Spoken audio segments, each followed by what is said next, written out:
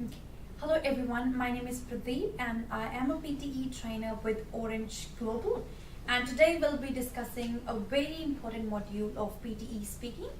So I'll briefly tell you about PTE speaking. So we have 5 modules in PTE speaking. We have read aloud, that just affects your reading, and then we have repeat sentence that affects your listening plus your speaking, and then we have describe image that just affects your speaking.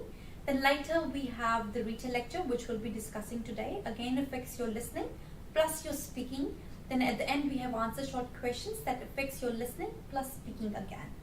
So when talking about retail lecture, the issue with retail lecture is the note taking. People, they find a lot of issues with the note taking. They don't know what are the words to look for, what are the keywords to look for.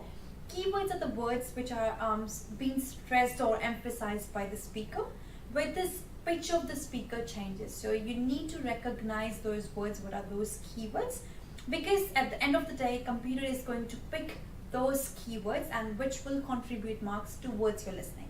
So I'll tell you briefly how it works.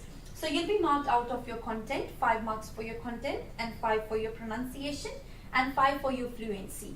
And then again, pronunciation and content will contribute marks towards your listening.